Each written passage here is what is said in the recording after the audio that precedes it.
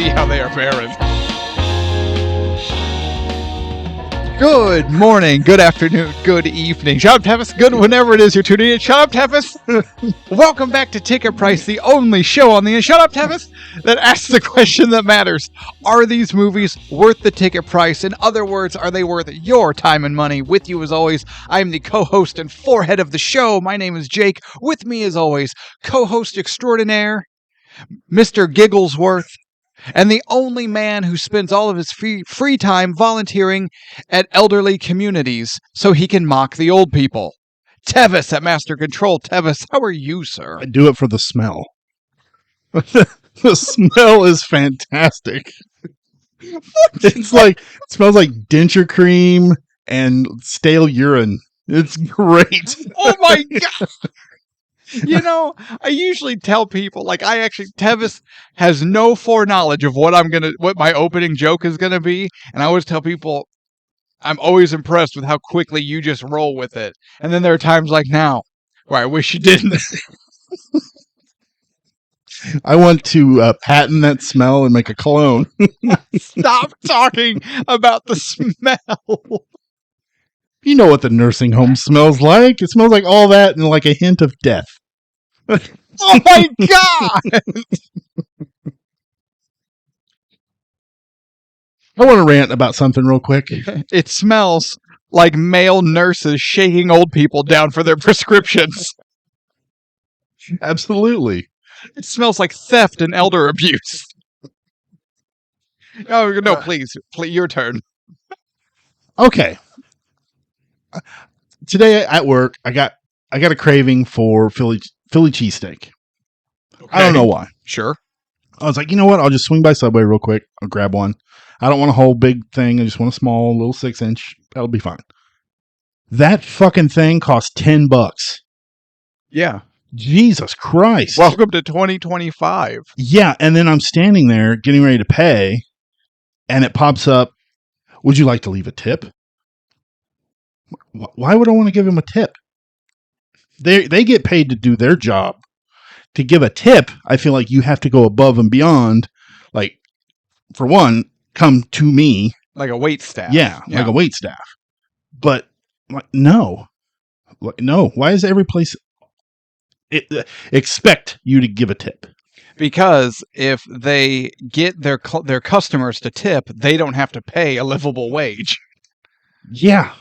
It's like, I took my daughter to there's a yogurt shop. And you go in, you pick your flavor, then you go and you put the toppings on. Like a build your own. Yeah. Yeah. And then they ask for a tip. I'm like, motherfucker, I did all the work. What are you doing besides standing there and like judging my toppings? I hate that the prices always comes up based on weight. Yes.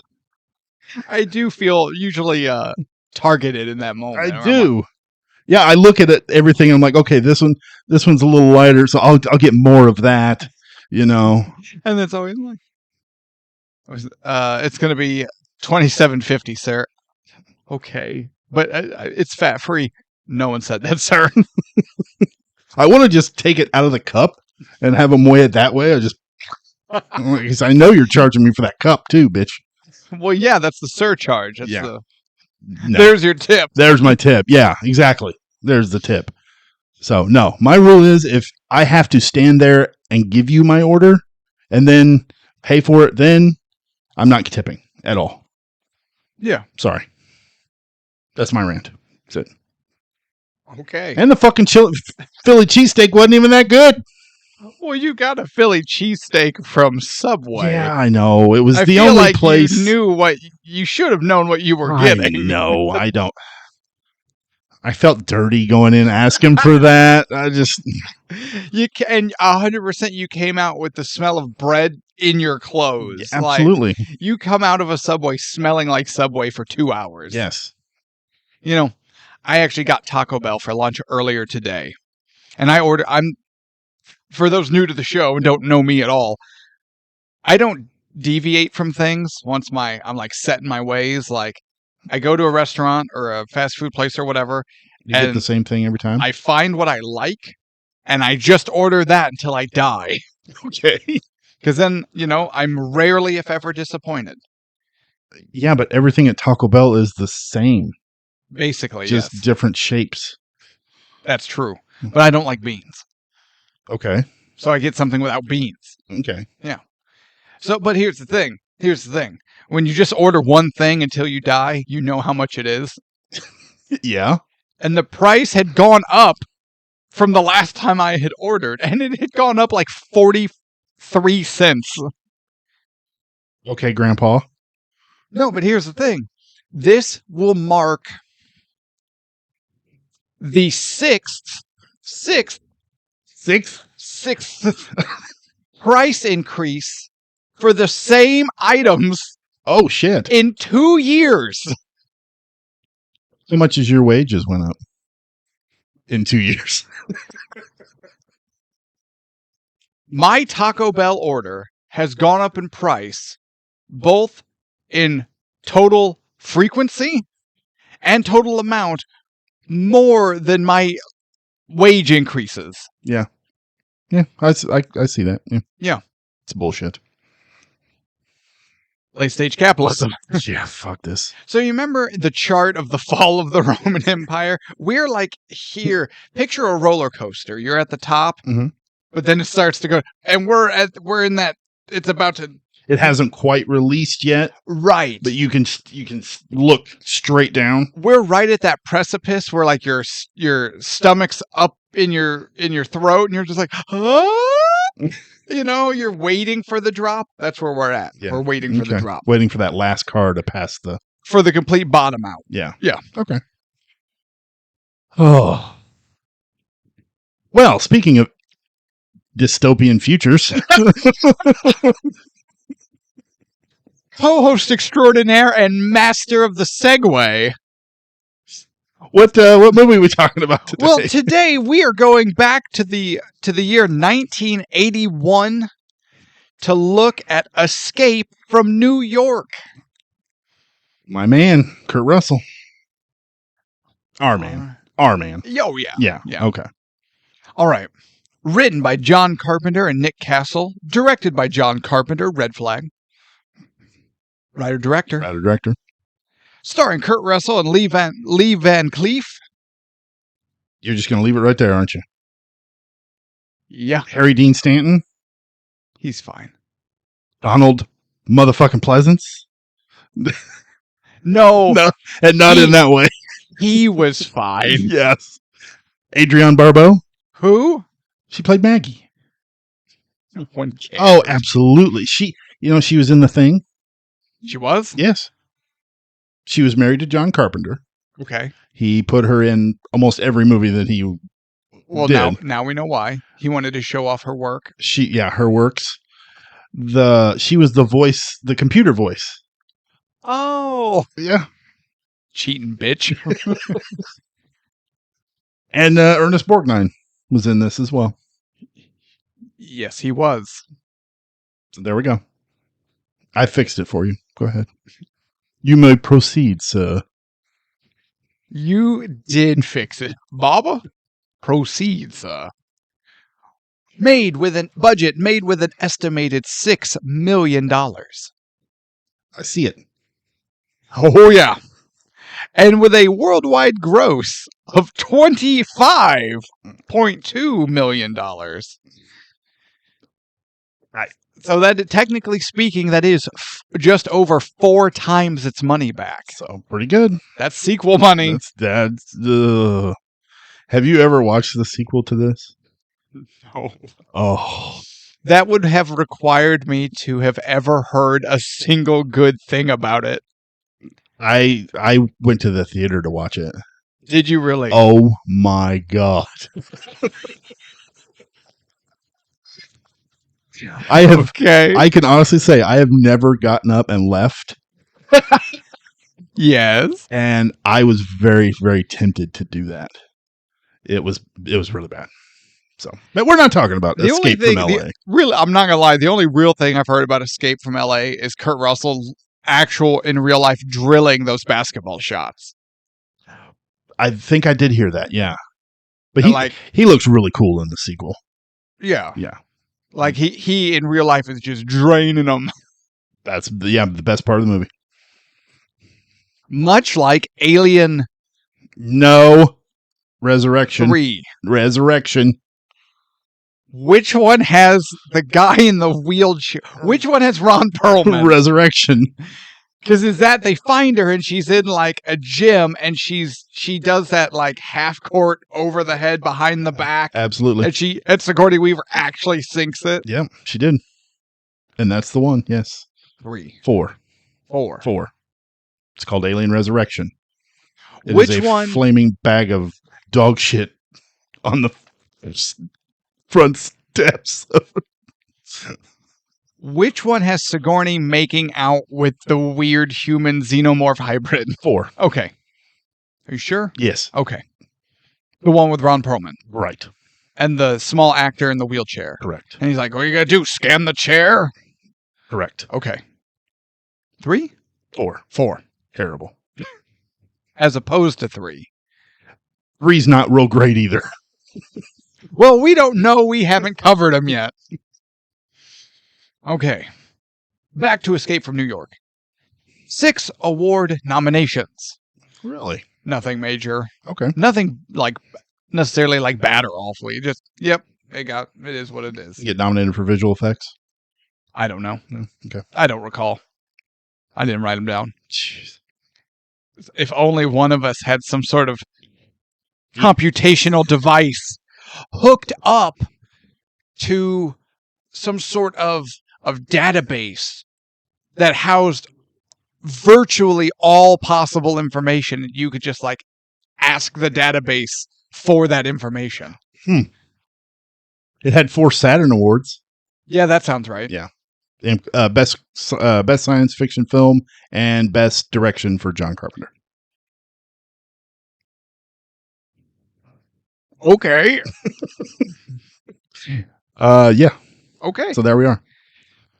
So, Tevis, what is your history with Escape from New York? Honestly, I don't have any history with this movie. I don't think I have ever actually watched it. Wait. Pause. Time out. I borrowed this movie from you. Yeah. You've had it in your, and this isn't like a Blu-ray, it's a DVD. You've had this in your collection for years. No, not years. Not years? About year. I got it at the thrift store.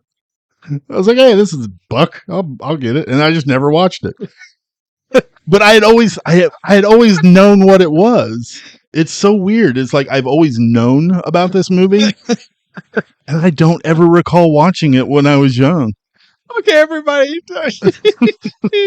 There are 2 links below the description of this episode. One will take you to a merch store where you can get your hot ticket price merch.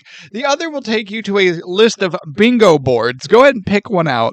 And go ahead, if just for the fun of it, for your free space, just go ahead and write in Tevis buys movie and never watches it. I have a stack. I do. Yeah, it's called your living room. I've seen it. You have shelves full of movies that I'm now convinced you've only seen about half of. No, a little over half. 60%. 65. Oh, I doubt. 70. Oh, no way. Absolutely no way. If we were to go up there and start going title by title, I bet it's not 70. Anyway, this isn't about me. What's your history with Escape from New York? I have no history with Escape from New York. I had never seen it before. I'd always heard about it. Everyone knows Snake Plissken. You recognize the picture of him, of Kurt Russell with the eye patch. Yeah. But I'd never seen it. Actually, this is the first time I ever had the opportunity to see it. Oh, really? I've never seen this movie for rent or for sale at any of the shops I frequent. I've never seen it on TV or even like, in 2 hours or at like midnight, this comes on. It's never been a movie I've had the opportunity kind of cross my path, and I've never really sought it out either. Obviously, again, I know Kurt Russell, Snake Plissken. I know it's a John Carpenter movie, And I had an idea of the general premise just through osmosis. Yeah. But that was pretty much it. So I went into this about as blind as you could be. Okay. Now, I do know that everyone, like in our circles, who are real big fans of movies and John Carpenter and whatever, Kurt Russell, blah, blah, blah, and everyone raves about this movie. I've never heard a bad thing about this movie. Everyone always speaks of it with a reverence. And I was like, okay, I'm excited. You know what? Now that you say that, I don't think I've heard anybody talk bad about this movie either. No, it has an aura. Yeah. Okay. That's interesting now. See, I've never heard a good thing about LA, and I've never heard a bad thing about New York. The movies. Correct. Or is it? Okay. Well, no, if I was just talking in real, I've never heard a good thing about LA, and I've never heard a good thing about New York. So, which is why it gets turned into a nationwide Supermax. Absolutely. So then I guess we're there. Are we ready to start? Let's do this. Oh my God. If these goddamn opening credits scroll any fucking slower, I'm going to just turn the movie off. I thought somebody forgot to rewind my DVD. I was like, wait, what happened? Those jerks at Blockbuster. They didn't rewind my DVD. Be kind, rewind. Yeah. Yes. I will say one thing about the intro to this. The music is fucking awesome. I'm not going to lie. I just picture John Carpenter just like in his basement with his synthesizer. He's one finger in it, though. Oh, absolutely. I was also doing Foley for some reason, but that's the first song I think of when I think of a synthesizer. His music isn't complex. No. But it's so cool. I like it a lot.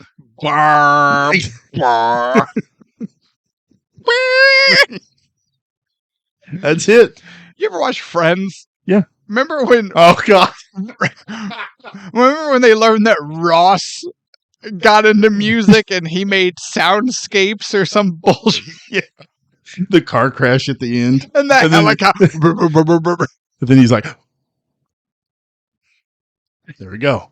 It's like, God damn. Yeah, that's kind of what I imagine John Carpenter's like in the basement. So do I. Yeah. He's definitely creating those soundscapes, but this took forever. It did take forever. Okay, we finally found something worse than the TV show opening credits in a movie. At least in what was it, the Leave the World Behind? Yeah. You had some thing to look at. Yeah, that's what you had, something to look at. It's just black screen and names popping up, and I'm like, what is this? Is it over already? Did I miss something?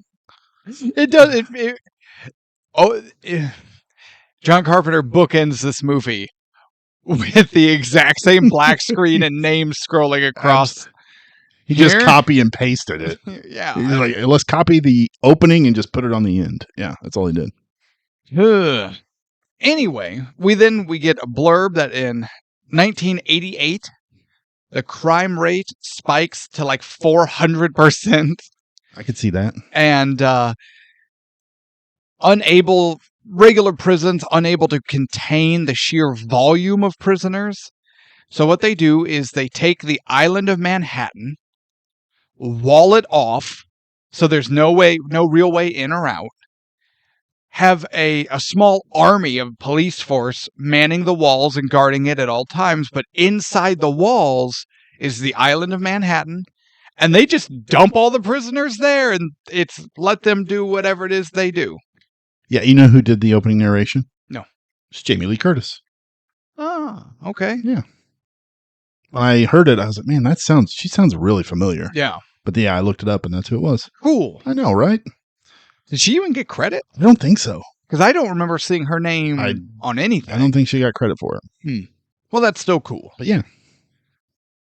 So here is our general world premise. Dystopian future, crime's at an all-time high. It's because their Subway sandwiches cost fucking $10 for a 6-inch. Because nobody can afford Taco Bell. Yeah. Do you think this is a Demolition Man? Like at some point, so I'm gonna have the fast food wars. Stallone and his ball sack get frozen. Then there's like some dark period. Then Stallone and his ball sack get unfrozen, and it's like better. Do you think Escape from New York takes place in those dark times in between? What year did they get out? Was it 97? So you mean in No, Demolition Man, because this movie is in 97. Is in 97. So in 88, Manhattan gets turned into a supermax. But the actual story was split with Snake. Snake happens in 97. 2032 is when Demolition Man happens. So what you're telling me is this could be those dark ages in between. Because Simon Phoenix was sentenced to be cryogenically frozen in 1996. So, I mean... And L.A. is also a supermax? No, L.A. I don't know. At this point, I think... Well, if you want to base it off of another movie, at this point, L.A. is in shambles and Danny Glover is fighting a predator. Because Riggs is busy. Because Riggs is busy. Yeah, because he died. In 2. Yeah, from a South African with diplomatic immunity. Great line. Great. Yeah, that you know what, that tracks. Yeah. So we have now combined Lethal Weapon, Demolition Man, Predator and Predator 2. And Escape from New York. And the Escape from New York /LA. I like it. I like this too. That's the most movies we've combined together, isn't it? Yes. Okay. We'll have to figure out a way to add another one in there. Well, eventually these dystopian worlds will crumble as humanity inevitably ends itself, and then it'll restart via the Flintstones. Well, okay. I just figured something else out. Boom, there's another. 1997 was the year Skynet became self-aware and destroyed the world. Shit. Well, no, because the worlds don't get destroyed here. No, but it might be.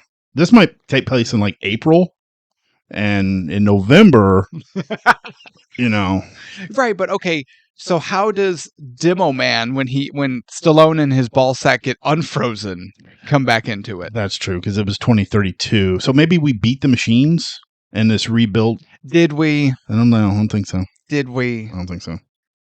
Also, I think Terminator might suck. But we haven't covered it yet, so I'm not sure. But it might. No, it doesn't. James Cameron, you human garbage. Yes. Running Man, the novel, was set in 97. Oh, Running Man 100% could be in this universe. Absolutely. Yeah. We'll throw that in there. That's what everybody watches late at night. Oh, yeah. Okay. All right, where are we at? Why was everyone just like 97's the year everything goes to shit? I don't know. And I think RoboCop was 97 too. What was it about 97 that everyone universally agreed this year's gonna suck? Well, it was mostly the 80s movies. And they're like, oh, 97, it's so far away. It's not that far. It's not that far, guys. No, it's not that far. RoboCop could fit in this universe. I agree. Anyway, can I get back to this? Yeah, go ahead. Okay, so now the year is 97. We see in a very Escape from Alcatraz style raft with some inmates, and they are going across a river. Is it the Hudson? Is it the I don't East? know. I don't know what rivers make up Manhattan. Yeah, I'm not sure. But they need to get their shit together and learn to row in unison. or at least row in the same vague direction. They'd have made it if they weren't actively fighting against each other, you idiots. They did not prepare for this at all. You think they could have at least practiced their technique on land, like something. Okay, Tevis, I know we're making a raft, but check this out. I found a milk crate for me, and I found a milk crate for you. Sit there. Okay, when I say stroke, row your oar. And they could have practiced. Yeah. They would have got a lot farther. They would have got blown up. Well, they still might have gotten blown up. Speaking of blowing up, so that is when a police helicopter is like, guys, turn back. And I love it's not even like authoritative, like, you turn back right now. It's like, guys, don't. Come on, guys, turn around. We are going to shoot you. Just stop. And they're like, row faster. And then all of a sudden, a missile. It's not like machine gun fire or something. A missile. It's the raft. It just pieces. Yeah, they weren't messing around. And that's how you maintain a perimeter. I don't understand what they were going to do once they got to the wall. Because in theory, they still would have had to scale a sheer cement wall. Correct. Then climb over the top of it, not get noticed by any of the patrolling police or their equipment, get down the wall, avoid all of those police and equipment, and then make it to the outside world. Yeah, they had a long way to go. It seemed ill-conceived, but maybe we shouldn't put too much thought into the plan hatched by two guys that can't row the same way. Just out in the river spinning in circles. Hey, Sarge, should we, do something? And he's sitting there going, no, let's wait and see. If they get it together, maybe. But right now, they almost ran out of gas as they're hovering above watching these two idiots just spin. At a certain point, no, you get on that side. No, you get on that side. Okay, I'm going to count to 3. Then you both plunge your oars. 1, 2. Nope, see, you're doing it early again. You're doing, okay, together. 1, 2, 3. That's backwards. Fuck this. Fire the missile. Hopeless missile. And then, after that, we see some Kurt Russell. This reveal of our hero, kind of hero, anti-hero, is kind of bleh. It's underwhelming. Yeah. Because we realize that Snake Plissken is under arrest and is being processed and is going to be taken to Manhattan. I do like the fact that as they're walking through the checkpoint area, you could hear that lady on the PA where she's talking about, if you wish to just be cremated right now. Oh, yeah. Let us know and we'll arrange that. Yeah. Like, oh, damn. There's if you wish to just be cremated, turn left. If you wish to go to the island, turn right. Yeah, so I like that little touch. People you think are just like, oh, no, I'm not going in there. Oh, I'm sure they've had their fair share. Let's put it this way. There's a reason why the option exists. Absolutely. But I'm just like, oh, they're saying, oh, he's okay. He's all right. He's a prisoner or soon to be already. And they never super go into what he did. He robbed a Federal Reserve or some such. There was a deleted scene. Apparently it was supposed to open with him robbing a bank. Yeah. And they cut it for, I'm not sure what the reason was that they said, but I don't know. I like not knowing. But they mention it in dialogue. Yeah, the kind of. That he essentially, it was a Federal Reserve or some sort of big bank. And yeah. So yeah, I mean, if you're going to mention it anyway, then why do we need it? Why do we need to see it? I don't know. But, and even so, another big takeaway from this is as they're escorting him to processing, different people remark, careful with this one. He's dangerous. Oh yeah, he has a reputation. Then we see an airplane. And an airplane has entered restricted airspace and is flying towards Manhattan. And the police can't get anyone on the radio. And then eventually they decode the call sign or whatever and learn that it's Air Force One. When they cut to that lady in the cockpit Yeah. and she's giving her speech. Oh, yeah. She's reading her. She's trying to fly the plane with her notepad out. I'm like, oh, God, stop. Okay, 100% she was calling that a manifesto, right? Oh, yeah, I'm sure. Yeah. But then Stop calling your works manifestos, guys. It's not a good look. It's like going by your first, middle, and last name. Unless you're an assassin or a serial killer, don't do it. that's the only way to do it. Yeah. Don't write manifestos. Don't go by all three names. The door to the cockpit is locked. Is it? Because blonde-haired man with a gun gives the most limp-wristed attempt. My toddler has worked harder to open a fridge. I saw that and I'm like, what in the hell? He just like, oh well, I gotta give up. And he was sitting here going, guys, this door is 50% recycled paper. We gotta be so careful. He looked like Carl's brother from Die Hard. He did a little bit, yeah. So after a heroic attempt to reverse the hijacking. Yeah, he goes and talks to the president, and Donald Pleasance is our president. This is also the first not Dr. Loomis role I've ever seen Donald Pleasance do. Oh, you never seen him in James Bond? Wait, which is he? Blofeld. Maybe I have seen a picture, but I didn't know that was Donald Pleasance. Yeah, it was Donald Pleasance. But when he's talking to the president, the aggressive door basher guy, Donald Pleasance is like, have you tried taking it off the hinges? The guy's like, no. Very awkward. It just felt very awkward. I didn't like it. I didn't like this whole sequence. I didn't either. It was terrible. It's real bad. It's cheesy. And then he gets into this escape pod. So the president, with a briefcase handcuffed to his wrist, is loaded into a safety egg. Mork from Ork egg, yes. Where he'll survive the crash. Yeah. I do have a problem with the design of this. Did you notice the buttons to control all of everything is over to the left of Donald Pleasance? Okay.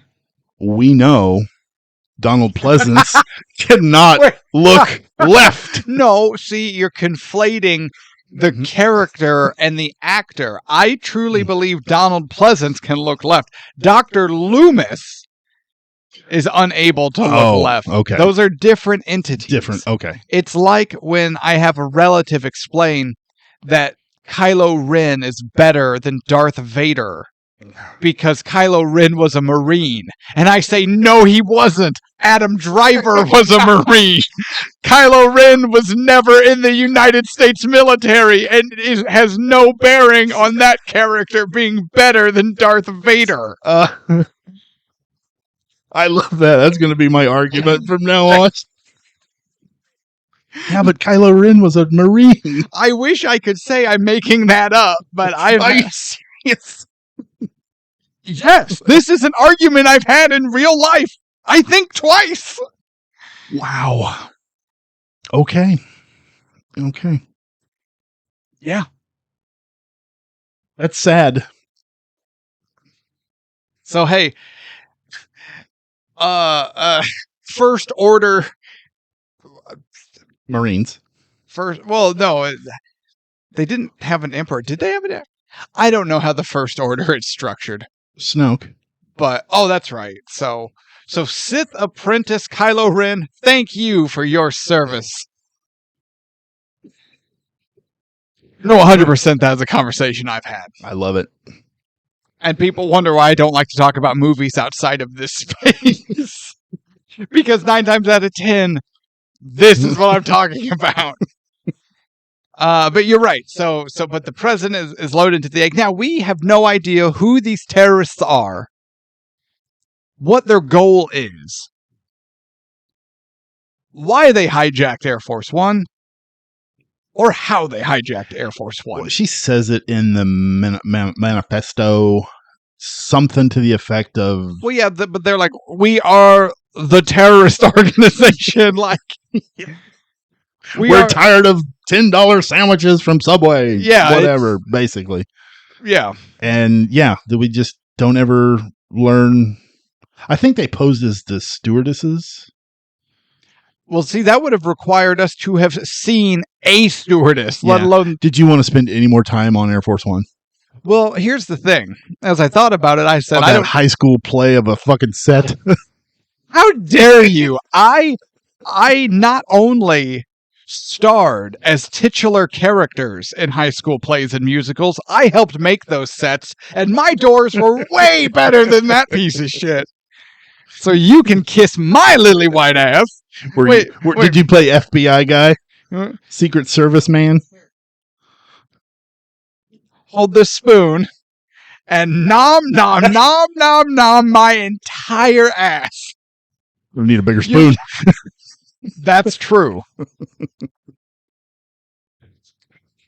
Now, do we need to see the hijacking? No. Would I have liked to have just known just a smidge more as to what the hell is going on? Yes. Then as it goes on and we learn that the events that led to the hijacking have nothing to do with the rest of the movie. Yeah, absolutely nothing. So that's why we don't learn more, because it's irrelevant. But if that's irrelevant, A, why is it irrelevant? How is there not some connection between what happens in the movie versus what got us there? This kind of just seems like shitty writing. Yeah, it's just a way for us to get the president into the prison. I hate that. It's so lazy. It's a lot of coincidences. And it's awful. Yeah.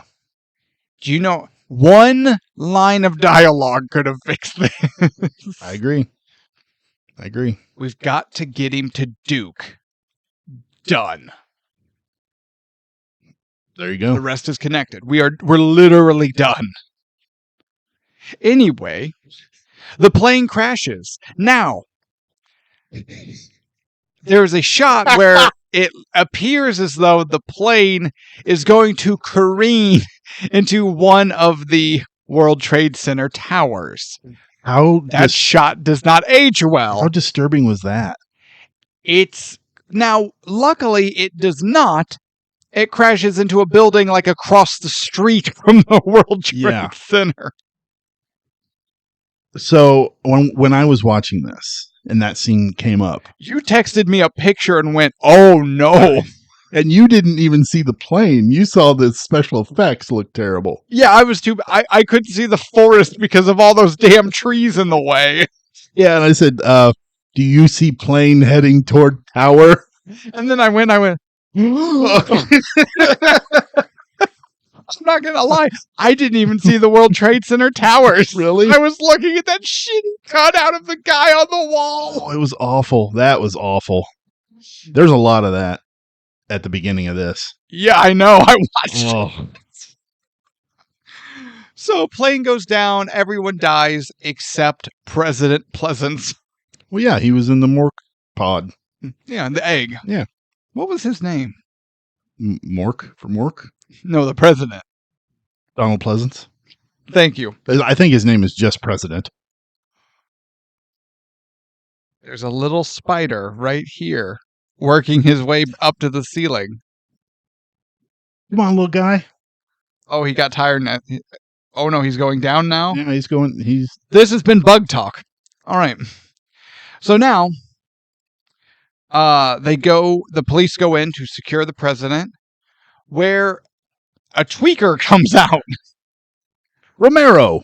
Sure. That's his name. Tweaker Romero comes out, and he's like, "Hey, guys, here's the thing. Kill me, the president dies. Stick around, the president dies. If you're not airborne in 30 seconds, the president dies. And if you think we're kidding, here's the president's finger."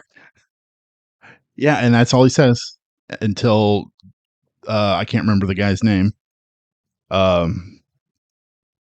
Hawk. Lee Van Cleef. Yeah. tries to say something to him, and he just counts down. I like that. Like 29 seconds, 28 seconds. I like that. Yeah. But this guy, he looked like Steve Buscemi. A little bit. But he sounded like Nick Cage. It was very distracting. Now that's a combination made in hell. Yes. So Lee Van Cleef gets an idea.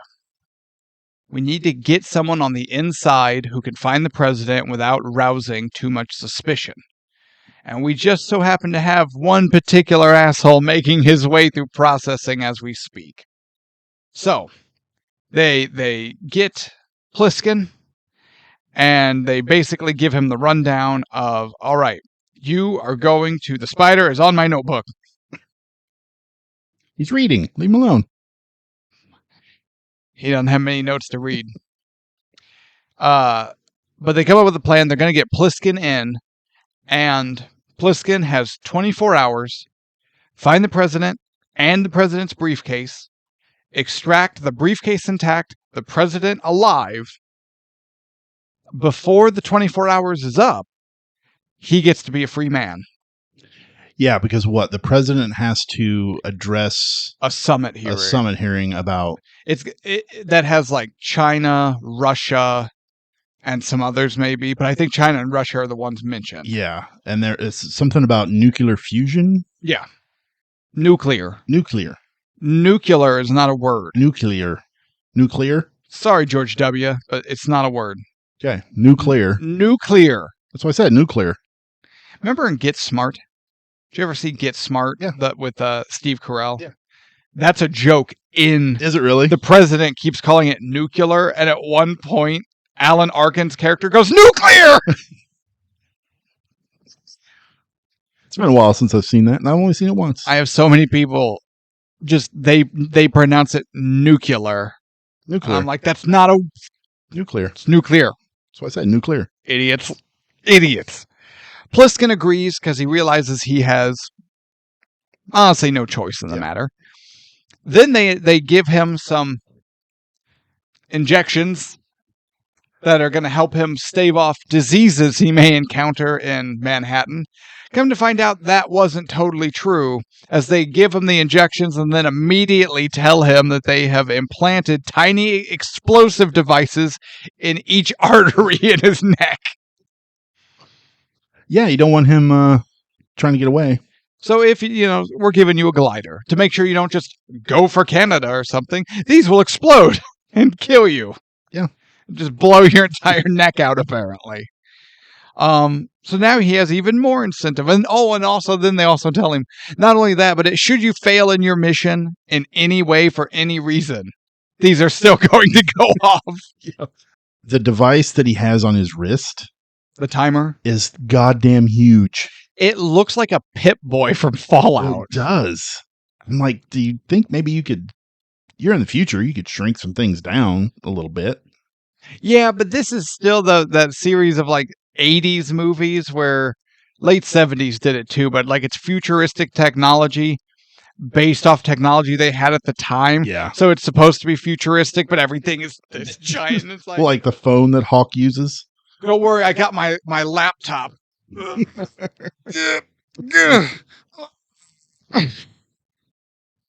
Yeah, this isn't Star Trek, I guess. Spock, there's no toilet paper in the men's room. See how handy that would be? Done. Snake pilots a glider into Manhattan. And those are scenes. Do you know how they did those computer looking images? Poorly. Yeah, but you know how they did it? Poorly. They didn't have computer animation like that. Sure. So what they had to do is they took the model of the city that they made and they put like light strips along it, and then it would just illuminate, and they just shut the lights off and let that illuminate. So they had to go through the entire model and do that for every single angle. Yeah. I thought that was cool. It was. So why do the glider shots look like shit? 81. and $6 million. Yeah, but you could have taken. They already had a model of the town. You could have the city. You could have just had a model glider, and it would have looked better. That's true. That's true. Because this looks bad. 81. Yeah. So the glider lands on the roof of one of the towers. Then there's an elevator that the police keep power to for emergencies. It takes Snake to floor 50, where he then just has to hustle down the stairs for the rest of the floors. So there was a moment they did, and I don't think it ever paid off. But he's in the World Trade Center building, and he's looking around for something. I can't remember what he was looking around for. But in the background, you see somebody run by. Oh, the crackheads. Yeah. And you don't ever see them again. No, you see the crackheads throughout. Well, not until he gets out of the building. Oh, yeah. I'm like, I wanted something there. Like, give me some more tension in that building. Or if you didn't want to show, because if someone runs by in the darkness, you feel like that's leading to something. Yeah. Just have extras. Have crew just in drab clothes sitting there. So you're like, oh, yeah, this building's occupied with people. Yeah. That makes sense. Yeah, it just felt, I don't know. But no, there was one crackhead in the background. Just, and then, like, oh, crackhead. I felt like Dave Chappelle. Crackhead ran across trees. Like Crouching Tiger, Hidden Dragon. Y'all got some crack? So, were they the underground? Was that one of the underground people? No. No? Okay. Because they were above ground.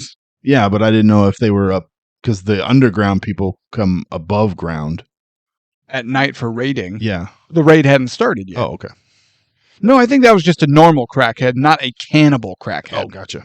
Not the worst of the crackheads. Correct. Okay. This crackhead hadn't broken down enough to be forced into the sewers. That's fair. So, Snake hoofs it down 50 flights of stairs and makes it street level where he finds the crash. The pod is gone. The president is gone. Everything is gone. And now he's just going, well, shit. What do we do? So he's kind of following. He ends up getting a tracking blip on his giant wrist thing. His Pip-Boy. His Pip-Boy.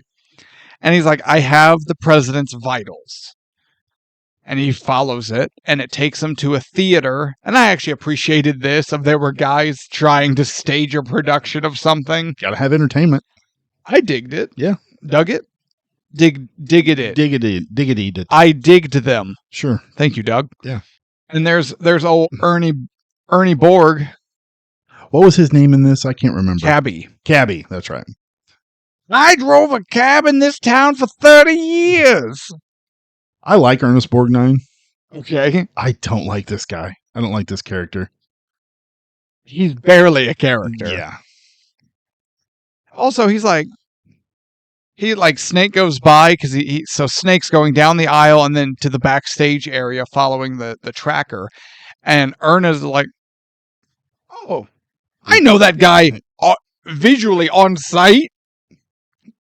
Oh, everybody knows Snake. Also, we learned during the processing and when they're making this deal with Snake that he's ex-Special Forces. Either he had a way more illustrious crime career that we're not aware of for everyone to know who he is, or the U.S. government is way too open about the members of their Secret Service. I want to say the crime career was probably his highlight. But we don't know. He robbed a bank. Got caught. I don't know. Yeah, but that allowed him to be recognizable on site in poorly lit buildings. Look at him. He's got the flowing hair and the eye patch. His hair is beautifully coiffed. It is. It's fantastic. At all times. He had better hair than every female character in this movie. Yeah. Yeah, I agree. Probably Probably not a lot of, Pantene or anything in the New York area. Probably. You don't think that's in the supply crates they drop in? I don't think, no. L'Oreal's not on the list. Inhuman monsters. So Snake, ultimately, he ends up going down into the subterranean basement levels where he comes across some people. He handles that business. Yeah. But he finds the president's tracker, and it's just on the wrist of some crazy Morlock person. Sure. And he's just like, where did you get this? I don't know. I just woke up with it. It's supposed to be the president. I knew this would make me president. Like, I shoot him. Shoot him. Please do. Yes. And that's when Ernest Borgnine was like, Snake, what you doing, man? You don't want to go down there, Snake. You don't want to be in the below grounds. From here on, I kind of my eyes kind of got glossy. So I have about 40% of the amount of notes I would normally take, because I too entered a glazed over stupor where I just watched in utter disbelief. I'm not even gonna lie, I was bored. Well, we're not there. Well, we are there yet, but because here's where my notes. Weird hair Romero guy looks like Steve Buscemi and sounds like Nick Cage. And then it jumps to Ox Baker in the ring with Snake. You're jumping too far ahead. You can't talk about Surprise Ox Baker until we get to Surprise Ox Baker. Okay. Although I can't imagine this is much of a giveaway, because let me know in the comments if you have any idea who Ox Baker is before we talk about it. I bet there's no comments. Master of the heart punch. Master of the eyebrows. And the mustache. Yeah. Anyway,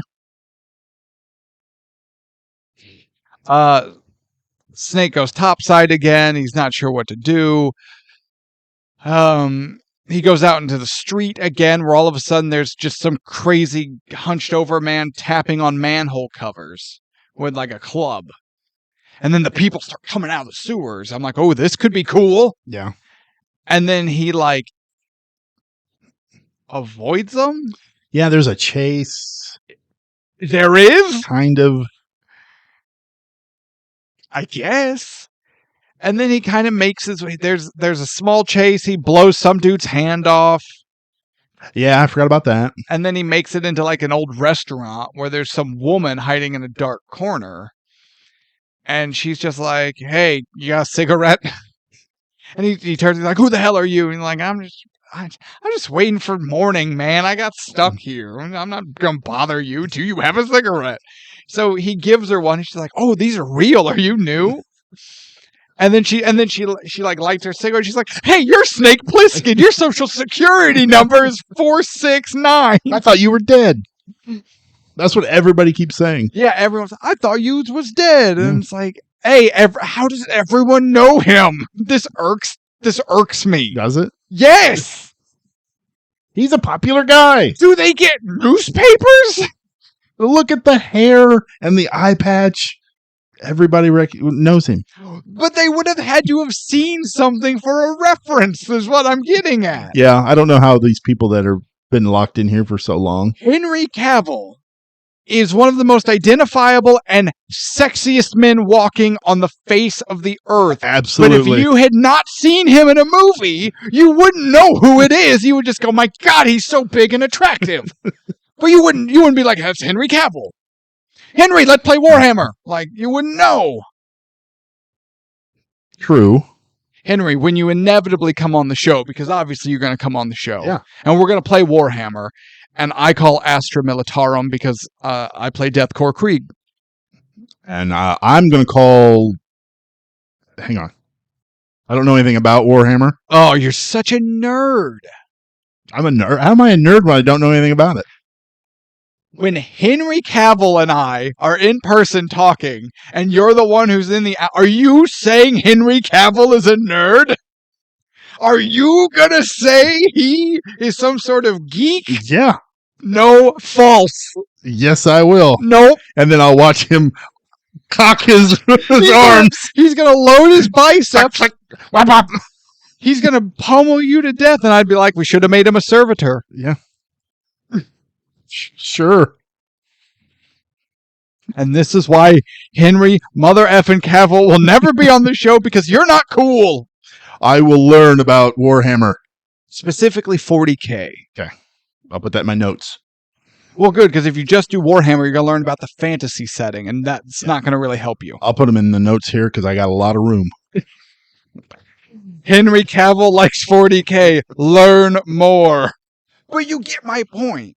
Yeah. Yes, Snake is easily identifiable, but you still have to have seen and learned about him to identify him. Yeah, and if you're in this maximum security island, yeah, how are you learning about him? Thank you. Yeah. That's all I wanted. I get it.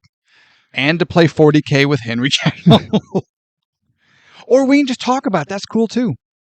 I'll learn from Henry Cavill. Yeah. Yeah. Okay, teach me, nerds. No. Again, ow. I don't know how to put this. Henry Cavill can talk about literally anything. But if you're the one not in on it, you're the nerd. That's fair. That's fair. Okay. Oh, I'm sorry. Is he speaking nerd and you think he should go out and play the sports? Are you going to critique him for not being physical enough? Yes, exactly. Yeah, my big fat droopy ass. God, why don't you go touch some grass, nerd? Jeez. As we do a movie podcast in a basement. God, what a dweeb. Anyway. How does he get chicks when he talks about 40K all the time? He can talk about literally anything. Yep.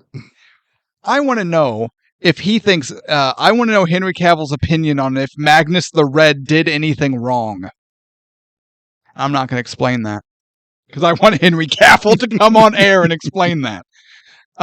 So Snake gives this woman a cigarette. She lights it.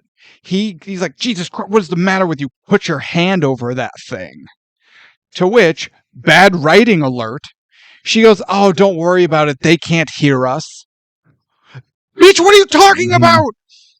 You lit a fire and there are cannibals running around and he told you put your hand over it, which is also a clever nod to his military experience. I like that. But she's like, what do you mean they can't hear us? Name a single word he said that is associated with sound or hearing. Okay, yeah. That's a little iffy. Cannibals see the flame, break in, and take her below ground, as we learn, because he's like, what are they doing? And she's like, oh, it's towards the end of the month. They ran out of food. So they're just snatching people to eat them. And she's taken. She's their dinner, yeah. And then we have Chase. And then there's sort of. And then Cabby shows up and saves him. Throws that firebomb. Yeah, he's just like, don't worry, Snake, I don't normally drive at night, but I got these as good as gold. And throws a Molotov. He's just like, take this. Most exciting part of that whole thing. If you say so. So, my notes. Crazy's attack. Surprise X-Men. Yeah, there's a big gap. Yeah, there is. It's when we meet Brain. Harold. Brain. Yeah. Harry Dean Stanton. And Mags. Yep. Is she a butterface? Oh, no. Okay. No, I had a huge crush on her when I was a kid. Really? Oh, yeah. You have a suspect list of childhood Hollywood crushes. Yeah. You're shocked? So, wait. Your two were her and the first April O'Neil, whose name I've forgotten. Well, Adriana Barbeau was in the 80s. Yeah. So, that was, yeah. The other girl from Turtles was What, 90? Sure. 90? Yeah. So there's a little distance there. Yeah. But see, your 80s was my 90s, and mine was Paige Turco, Yeah, I agree with that one too. the April from Turtles 2. Then when I was a little older, it was Halle Berry. Holly Berry? No, Halle. Oh, Hallie. She's okay. No, we just watched. She was absolutely fire in Flintstones. Thank you. Yes. I saw that movie, and I had some sort of awakening. Yeah. Then I saw her more later. I was like, yeah, I like this. This, I like. I'll give you that. And I saw Mel Gibson. I was like, this I like. Meh. I can't even with you. So, Cabby takes him to his old pal Harold, a.k.a. Brain. Brain is the intellectual mastermind behind Duke, because Duke runs Manhattan. He is the criminal lord that oversees everything. He's the Duke of York. I guess he's the Duke of New York. Yes. I don't really know how or why, because he never really says or does anything that I'm like, oh yeah, this guy people will get No. behind. I'm just like, how has he not got his throat cut and He's replaced? kind of dull. Well, so he fits right in this movie. Agreed. Yeah. Now we also learned that Brain and Snake have a history because they had done some sort of work together, and Harold had left him for dead. Yeah. He's like, I thought you were dead. And doesn't even Maggie recognize him? I think. Yeah, because she says it too. Because every person that says to him, I thought you were dead, ends up dying. Yeah. You know what? That is true. Yeah. So we have more people who just recognize him, but the Duke, part of his power comes from having Brain, because Brain makes the generators. He makes a damn oil pump. Yeah, he has an oil pump in his apartment or whatever. I didn't know there was mineable oil under Manhattan. Apparently we're missing something. Unless he's tapped into like a gas station tank, Could be. Yeah. like a supply tank. Never thought of that. But I don't know how they do all that shit. So No, it's in the background. It never really. But he's the brains that supplies Duke with tech, and that fuels his power. and the chandeliers. Actually, I thought the chandelier headlights were actually really cool. I did too. I went, okay, that pops. That is just over the top and dumb, Yeah. and I like that a lot. But it was the right over Oh, the top dumb, because absolutely. you were just like, that's cool. That's in that environment that would be considered classy, I think. Yeah. So can I speed run this? Absolutely. So, speed running the plot. Snake convinces Brain and Mags to assist him, and in assisting him, he will help get them out. But they've got to rescue the president. Duke has the president, so they're going to betray Duke. Correct. In doing so, the rescue goes poorly. We also learn that the president has been tortured and beaten. A little bit. So Snake ends up rescuing Duke after taking a crossbow to the leg, but they're all recaptured. Mags and Brain kind of talk their way out of it and aid in the second rescue attempt, while the president is further tortured by Duke, and he's like making the president say you're the tops, you're the king of New York, like that sort of stuff, while shooting at him. Also, they take Snake's gun. This has got to be the only real working gun in there. Duke has it. That should be a huge bonus. It has wildly limited ammunition. Yeah, and he's just firing away. And he's firing indiscriminately at the wall to torture the president. Yeah, he's not How has no one cut his throat and fed him to the cannibals? he's not very good with resources, is he? Apparently not. No. That's all the hallmarks you want in a ruler. Poor management. And Snake is thrown into a wrestling ring where he has to fight the undefeated champion, whatever the hell his name was. Man. big man. I don't remember what his name was. I don't either. Because He might not have had a name. And surprise, Ox Baker. This man is terrifying. Yes. And I like it a lot. So, Ox Baker is an old-timey wrestler. Not like 40s, 50s old-timey Slag. wrestler. Yeah.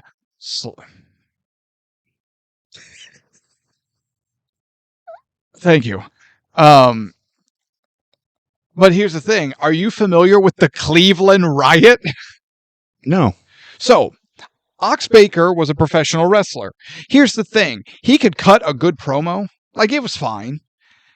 And he had that, he was a big guy. He had the crazy eyebrows. He had that look. Yeah, he kind of looked like Ming from Flash Gordon. A little bit. Yeah. If Ming were huge. Yeah. But he has the bald head and the eyebrows. And so he has the perfect look for wrestling, right? Absolutely. And this is the territory. This is like 70s. And they're in Cleveland, Ohio. And he's wrestling Big Cat Ernie Ladd, the former football player who became a big-time professional wrestler in that period as well. At the time, Ox Baker's finishing maneuver was the heart punch, which is exactly what it sounds like. And now in wrestling, a close-handed fist is illegal. But he, winds up, drills the guy in the heart as hard as he can, and the guy goes down, pin. Here's the thing. He does the move to some job guy on a match one night. Just a normal match to get him over. The guy legitimately dies of a heart attack 2 days later. Okay, maybe I did hear about this. So, it's then sold. Ox Baker killed that guy. Ox Baker has another match, and he's doing the heart punch, and now people are like, ooh, that... People being like, the crowd, like, that killed somebody. It didn't really, but yeah, the coincidence was staggering. Boom, heart punch. That guy dies of a heart attack. So now, coincidentally, in the world's worst / in a morbid way, best luck, Ox Baker is involved with 2 deaths not in the ring, but 2 deaths that they are able to claim from his heart punch. Holy shit. Enter Cleveland, Ohio. Ernie Ladd is a big-time babyface. Everyone loves Ernie. Ox Baker nails him with this heart punch that people know killed 2 guys already. And Ernie, it's the greatest video because Ernie... He's selling it hard. But he's standing and just... and convulses and drops, and people are throwing stuff. They're yelling. Baker gets him up, hits him with it again, and now Ernie's on the mat. He's freaking out. He gets him up again. 3rd heart punch. Ernie Ladd, he's selling it hard, and the crowd goes quiet. And now hearing the story, apparently Ernie Ladd's in the ring and he goes, Ox, the natives are getting restless. We need to go home. And he's like, just a little more heat, brother. Let me just get a little more heat.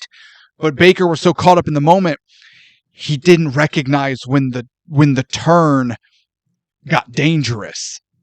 Because people were yelling and cussing and screaming. And then they were yelling, cussing, screaming, and throwing things. And then they were yelling, cussing, screaming, throwing things, and pressing in on the barricades. And then they got quiet. And he kept getting heat. And the people had reached a fever pitch where, oh no, we are going to stop this. And they bum rush the ring, and cops are clubbing people and pepper spraying, and Ox is now dropping people as they get in the ring, and more wrestlers and security come out. It is a whole effing thing, and Ernie Ladd's just laying on the mat with like one eye open because he wants to help his colleague but can't. Yeah, that break kayfabe. In the 70s, you do not. So he had to just lay there and pretend to be dead. And although I think at one point you see him kind of slightly curl up so he doesn't like eat a chair being thrown in the ring or something. But on YouTube, Ox Baker Cleveland Riot, you can watch the video. Nice. And it's epic. So enter Ox Baker here. Okay.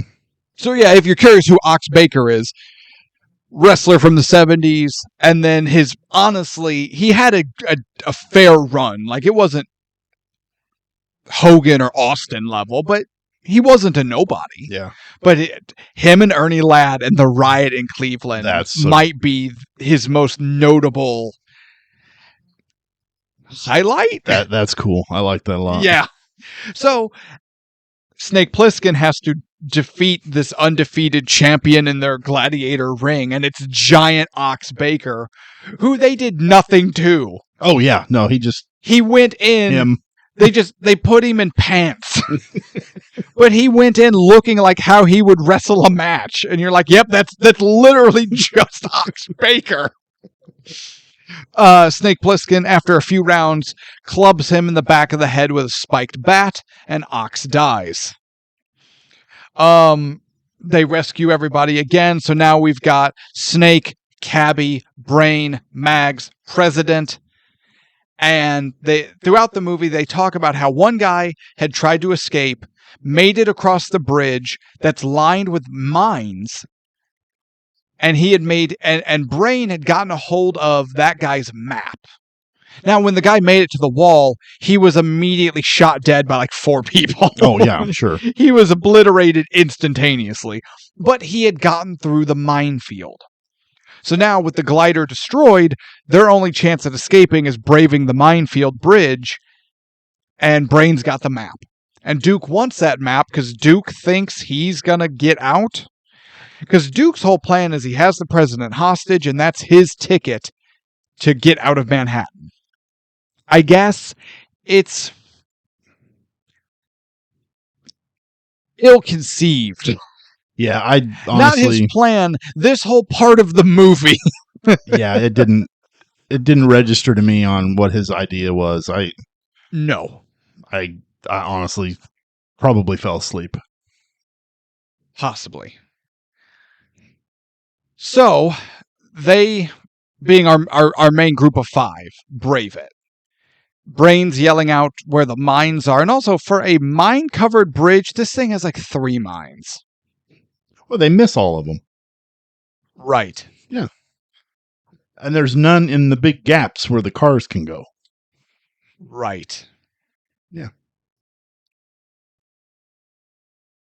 Okay. I'm fine. Totally fine. This doesn't bother me at all. But they hit a mine, the taxi cab is blown perfectly in half, and Cabby dies. When this happened, I thought I was watching Police Academy. It had that look to it, yes. That's what it felt like. Yeah. And honestly, if Cabby wouldn't have died, then that's what I would have taken it as. This is a Police Academy movie. It could have easily been. But even with Cabby dying, I'm like, I didn't really care about Cabby. You just go, oh no, Cabby. Yeah. No. I don't care. Snake! Cabby! Colonel, my driver's dead. He wasn't even driving. Oh, that's right. No, Snake made him get over. Yeah, get over in your own car. GTA mother. They're on foot. Brain is still trying to yell out directions, which no one's listening to him. Then, of all people, he steps on a landmine. I kind of laughed. Yeah, because he's comically blown into the air. Yeah. And these are the least gruesome mine-based deaths I've ever seen. But his Brain's entire body just lands on top of a car. And he's perfectly intact. That's what I'm saying. Yeah. He's just full body. Just, I hit a mine.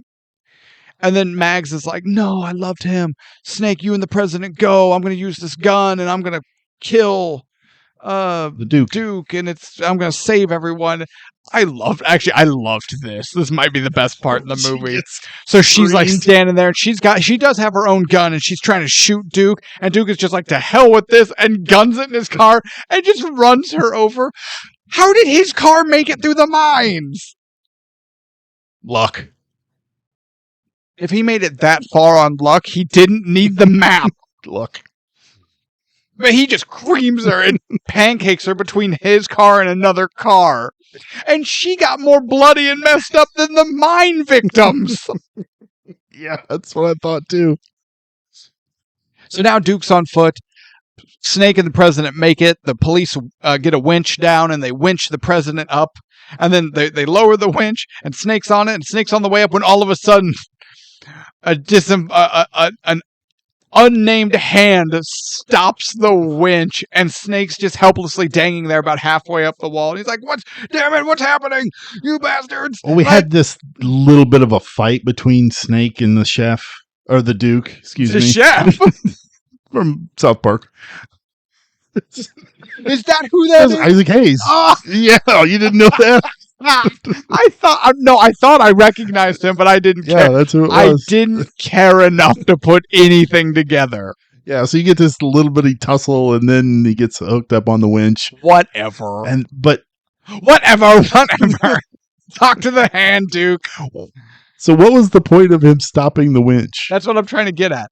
So then we learn, and on the top of the wall is the president with an assault rifle shouting, "You're the tops, you're a number, blah, blah, blah," and kills Duke while mockingly shout the things Duke wanted him to say from before.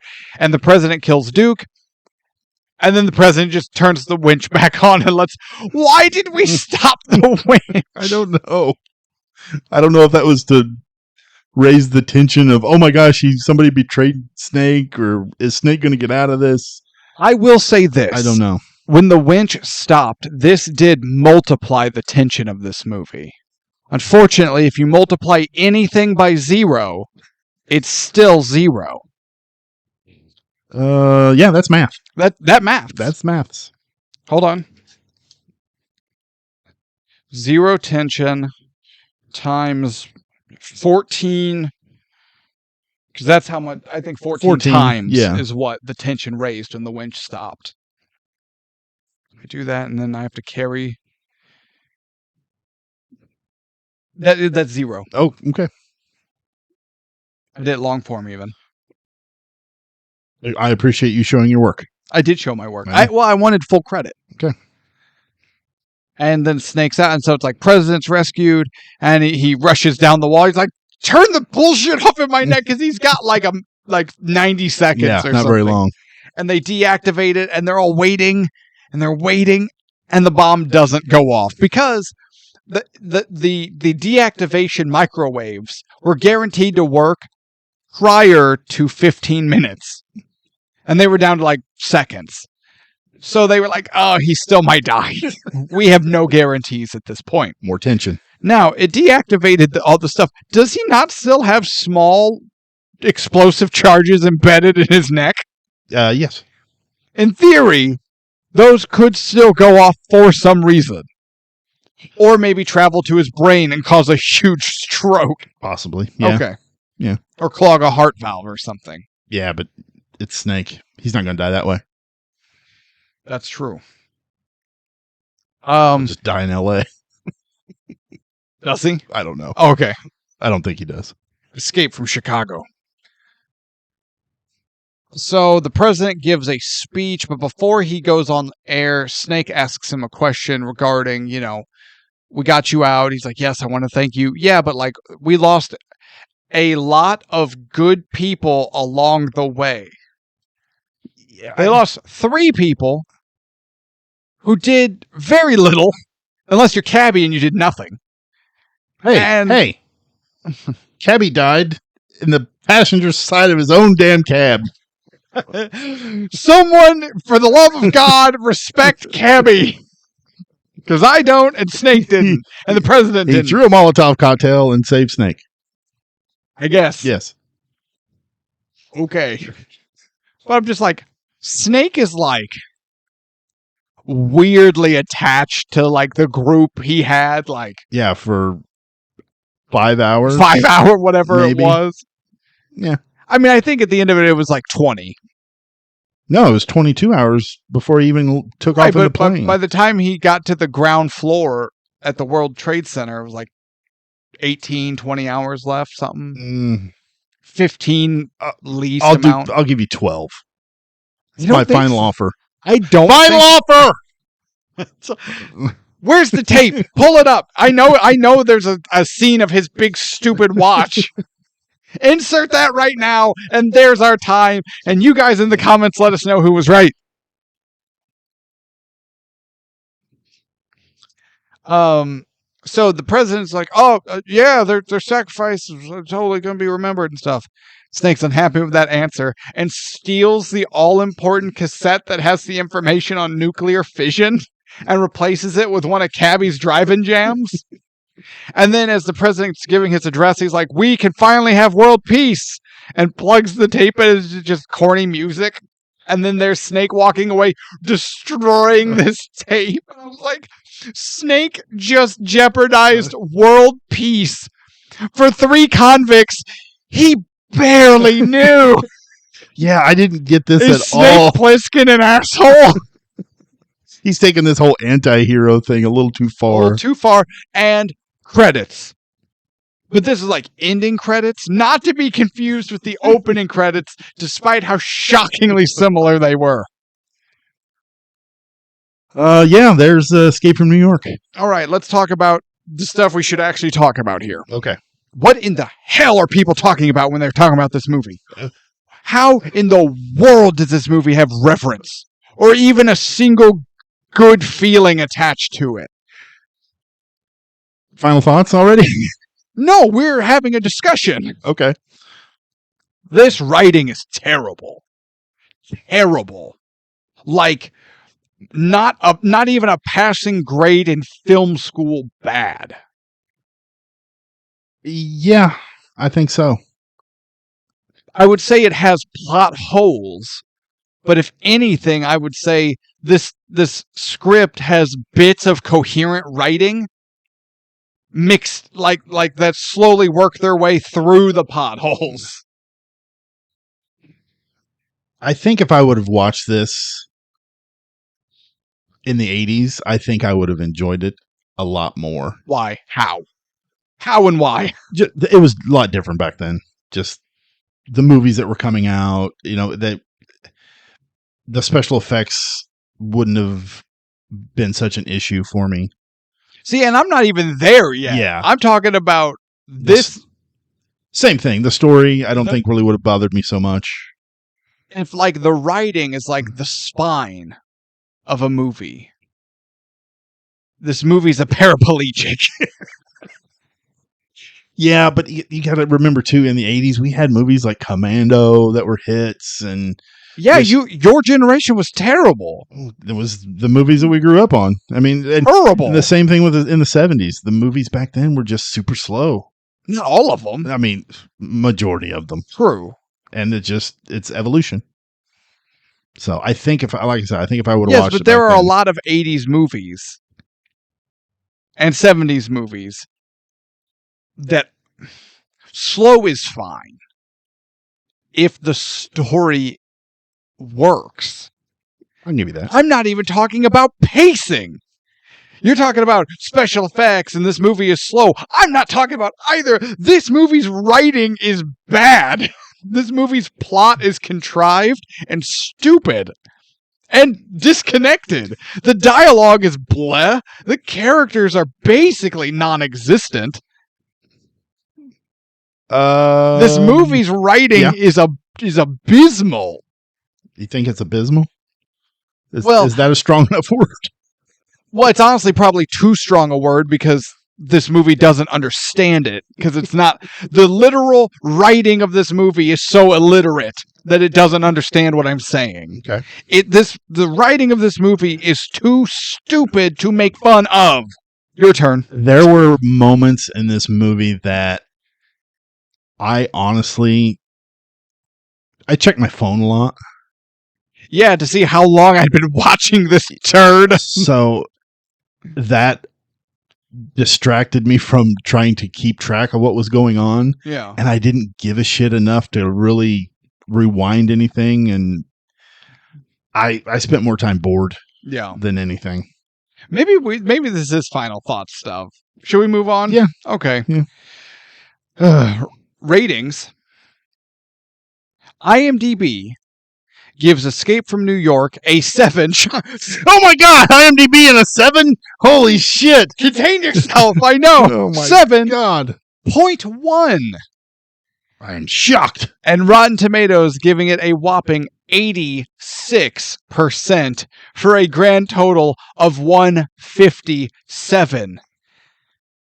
These ratings are laughably high. Laughably high. I think the people reviewing them were laughably high. That's the only way they got 86% enjoyment out of Escape from New York. Okay. You know what? I'm not going to say that. I'm going to say that. Okay. Reviews. Also, okay, the only thing worse than watching this movie was trying to find 2 reviews from 81, 82. Oh, I bet, yeah. This was... I don't know why this was so difficult. Probably because nobody wanted to watch this piece of shit. So, from the New York Times, though Mr. Carpenter wastes no time on picturesque details, the look of the film is as important as its tightly constructive narrative. What in the goddamn is New York Times talking about? Tightly constructive narrative. I have had diarrhea-based bowel movements more tightly constructed than this film's narrative. You are out of your damn mind. This movie couldn't even narratively connect its opening to its middle. Act 1 and Act 2 have no connection. Why did the plane go to Manhattan? Riddle me that. This is horseshit. Ebes? No Ebes. No Ebes. No Ebes. Shit. Okay. Well, actually, I say that. There was one for LA. I think there was a like 5-minute or there was an episode of At the Movies. Yes, I do. Where I believe Siskel and Ebert talked about it for a little bit, but I did not watch that. Sad. Now, The Hollywood Reporter, however, it's the film's incessant action, along with its high imagination, that will spell out the success of Escape from New York. Incessant action? What in the goddamn are you talking about, The Hollywood Reporter? What incessant action? A plane kind of crash that you don't really see. So, some mongrel, something cannibal man gets a hand blown off in cartoonish fashion, and Max gets obliterated by a car.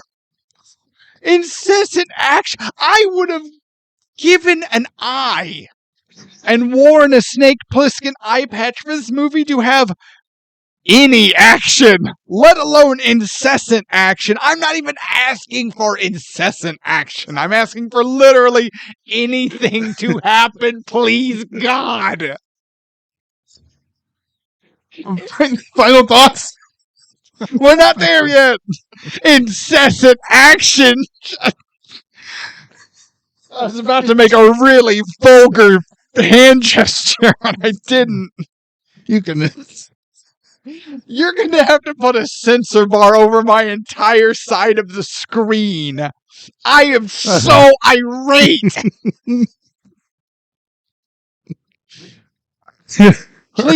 Are you incessantly irate?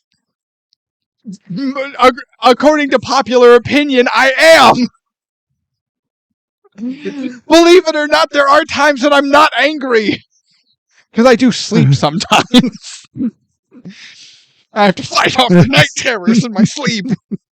No, please share your thoughts on these reviews as I take a drink of water, because I'm going to need my voice to be in perfect shape coming up. These reviews are terrible. They're terrible. Thank you for not spraying me. I appreciate that. I'm dying. Oh, I didn't even think about getting bukkakied when I said that. So thank you. I almost went full Triple H.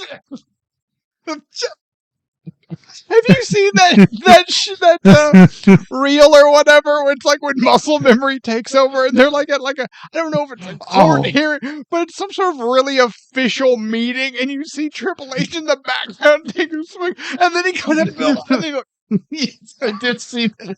Yes. yeah, he forgot where he was for him. Oh, what am I doing? You're talking about, you can talk about the ratings, the reviews, whatever you want.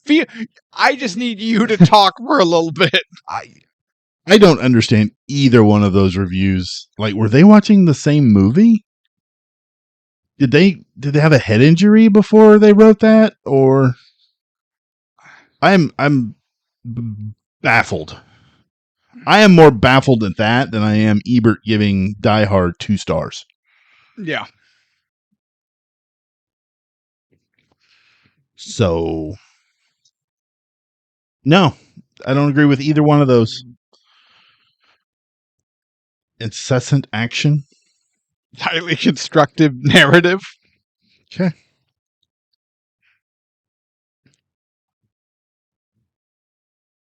There are a lot of good things in Escape from New York.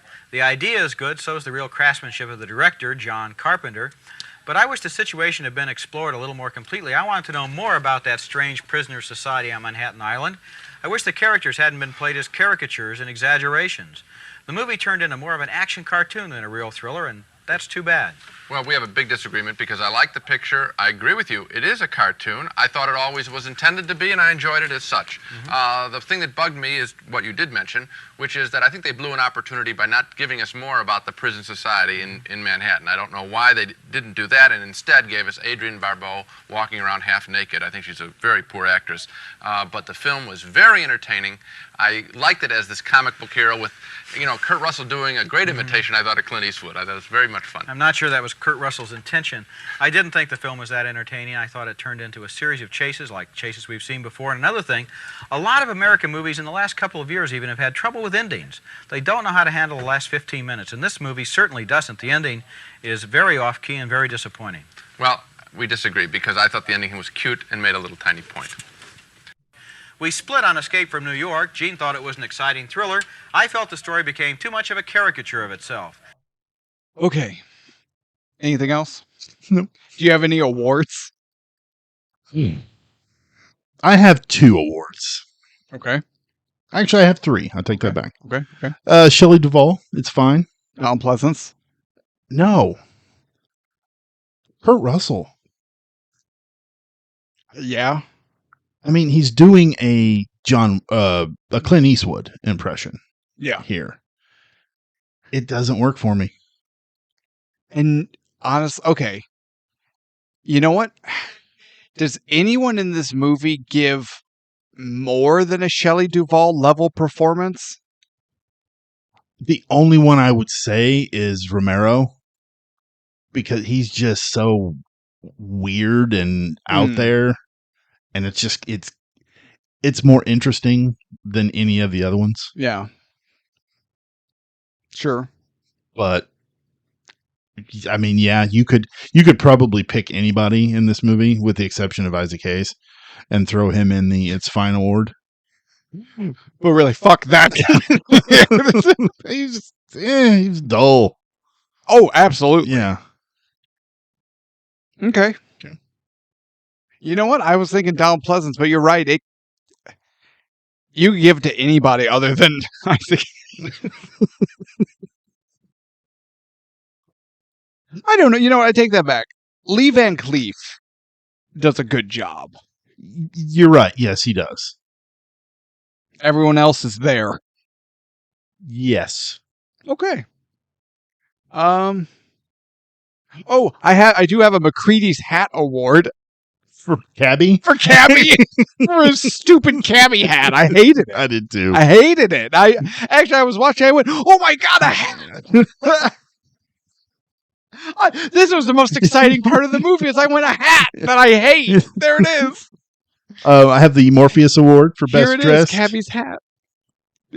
Morpheus Award for Best Dress goes to no one. Kurt Russell. No. Absolutely. Snake Plissken looks like a dweeb. He looks like cool. the biggest dork. Nope. No, I think I could have kicked his ass. Oh, no. Yes, No. that's how I felt. I was like, this guy with his stupid pants? No. Don't say Maximus. Don't say Maximus. Oh, no, I don't have Oh, that. okay, thank you. I have the Mr. Joshua Award for secondary villain being better than the main villain. Ox Baker?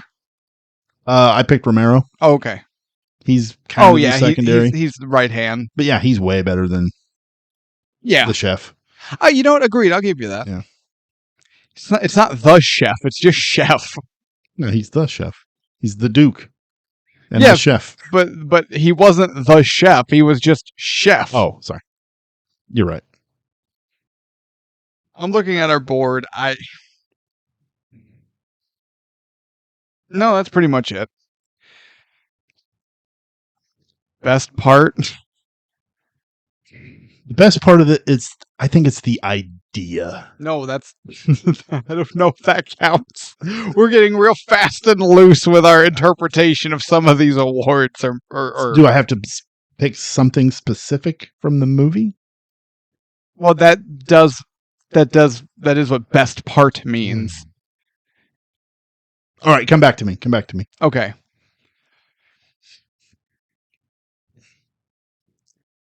I can't say nothing, right? Right. If I can't say the idea, then you can't say, oh, nothing. All right, come back to me. Okay, No. Worst part. I can't say all of it, can I? No, you can't say all of it. The effects for me. Sure. Because right at the beginning, we get a bunch of them, Mm-hmm. and it just takes me out. So, best part is the idea, the high level idea. The worst part being the effects. Yeah, I think the idea of this is fucking awesome.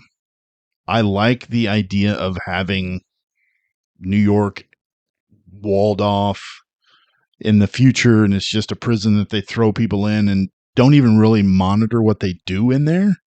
Well, no, and part of it is it's a free for all. Yeah. They let it be a free for all. And I like the world building, that the potential they have with it. But that's about it.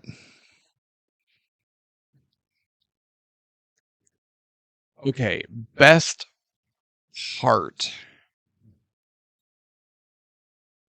I'm gonna think of something. Hold on. Shut up. It's fine. Don't worry about it. I'll cut it. No, you won't. Yeah, you're Okay, I think the best part is when Cigarette Lady gets taken by the cannibals and we see her drugged down into the sewer. That's honestly the most tension and action in this whole damn movie. And for just a second is a glimmer of a promise of a hope that something will happen. And like most of my relatives, that promise is broken. Broken! Okay. Christmas is a lie! So that's what you're picking? Yeah, okay. Worst part.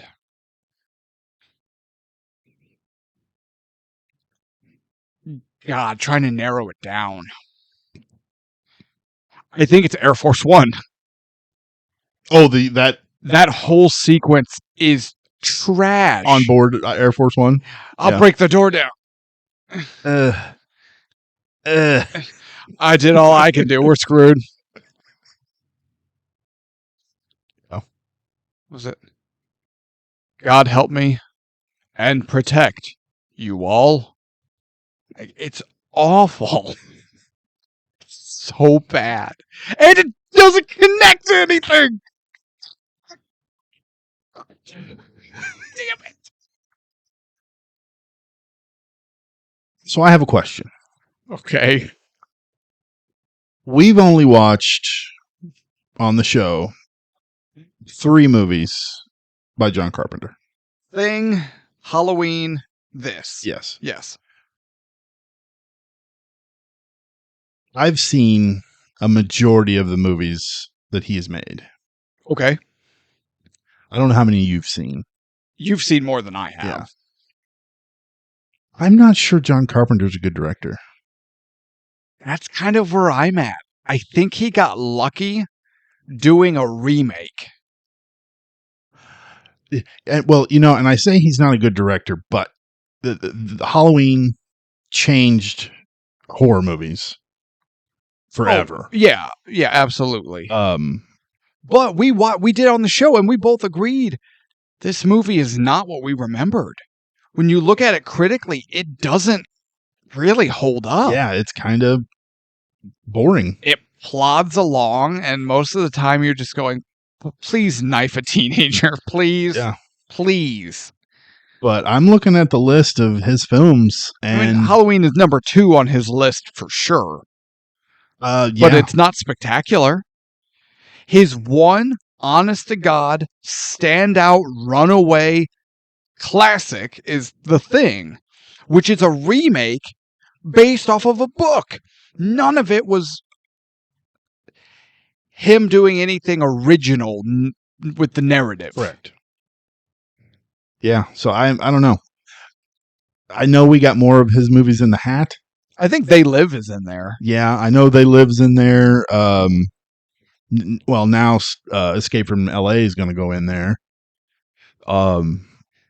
Big Trouble in Little China is in there. Oh yeah, you're right. So, and that is in there. I haven't seen that in so long. I can't tell you one way or the other on that one, but I don't know. I may have to put Assault on Precinct 13 and The Fog. See, you said it, and I was thinking it. John Carpenter might be bad. Yeah, he might be. I don't know. We'll have to wait and see, I guess. And did you hear that? The villagers are coming. I hear the crackling of torches. They're coming for us. Our unpopular opinion. Our unpopular opinion is going to spark some sort of riot. Yeah, But John Carpenter might be really bad. Final thoughts? No, what prop? You have to put, if we have a prop in the studio. The map of the mines? Yeah. Do we ever see it? I don't know. I don't think anybody, I wouldn't know what that is. The only thing that comes to mind right off the bat is the eye patch. But I thought maybe the big timer. Yeah. Hit Boy. Because at least that, I'd be like, oh yeah, I know what that is. Yeah, that's true. Or the eye patch. But then you're like, Nick Fury? Yeah. At a certain point, it's... So, yeah, I'm going to have to go with the Pit Boy, I guess. The Pit Boy. Yeah. Yeah, I think that's about it. Okay. Final thoughts. Go ahead, sir. You want me? You want to follow me? You want me to be your opening act? You know what? No. I'm gonna go. Okay. Good. I can drink more water. All right. Escape from New York. This movie fucking sucked.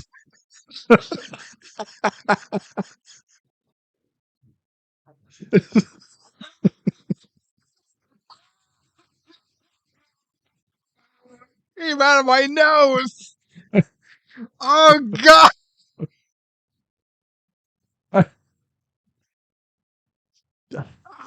Bird. The whole time I was watching this, I kept thinking, I was like, this is not good. And then I kept thinking, are we going to get roasted if we give this a bad review? Like, I don't know. I feel like it's almost the equivalent of kicking a puppy. You know? Like, I think this movie is universally loved. Puppies have redeeming value. True. But you're right. Yeah, that's what I kept thinking. And there is not... I love Kurt Russell. I don't like him as Snake. He has one mode, and it's just all the time gruff. Brr. I'm like, come on, stop. Even Solid Snake had emotion. Yeah, something. The effects are terrible. The acting is just kind of wooden. The characters, Romero is the most interesting one. Yeah. The chef is terrible, or the Duke is terrible. Sorry. I like the music. The music is really cool. Again, I love the concept of it. I think it's a great concept idea. It's just kind of that's all they had. Mm-hmm. But is this movie worth it? No, it's not worth the ticket price. Just you'll be bored. Nothing happens. There's underwhelming amounts of action. I don't know what this movie's classified. No, I as. believe you mean incessant. Oh, that's right. I couldn't remember the word. Underwhelming amounts of action. There was action. It just seems like they didn't have a whole lot of. They didn't have very many ideas to move the story, so they're constantly like, "Oh, they'll escape, and then they'll get caught, and then they're escaping again, and then they're."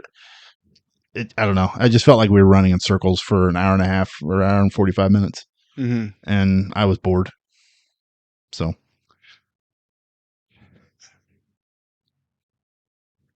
Blame on.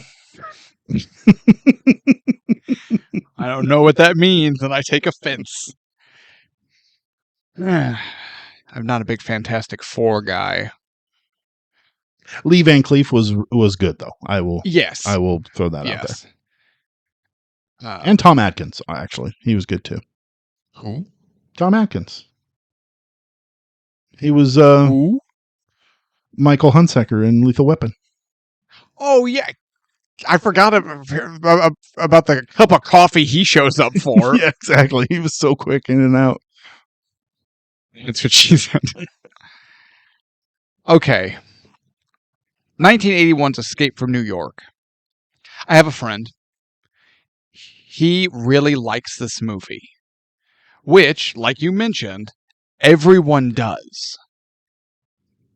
And when I told him, when he asked what movie are you watching this week, I told him, and he was like, "Oh man!" And I had watched it, and he and I started talking about it, and I just said, "Dude, like, all opinions aside, open mind. Explain." I think I worded it. Explain to me what I'm missing. What are you seeing that pulls you to this movie that I'm not? He said, "I really like the movie's vibe." And I said, "What the fuck does that mean?" Is boredom a vibe? He likes to sprinkle in Gen Alpha slang and try to be hip and internet, and I'm sure in his day-to-day life with who he talks to on a regular basis, that's fine. But sometimes I worry he forgets I'm the world's oldest man, and I don't know what that means. So he explained it. He goes, "I'm using that word interchangeably with like look and atmosphere. I really like the look and atmosphere of this movie." I said, "That is a horrible argument. Look and atmosphere make a good painting. They make a good drawing. They can make a good sculpture. They cannot make a good movie, because a movie is a sum total of many different pieces working together to create a final project." To which I told him, this movie is just a drab-colored avatar.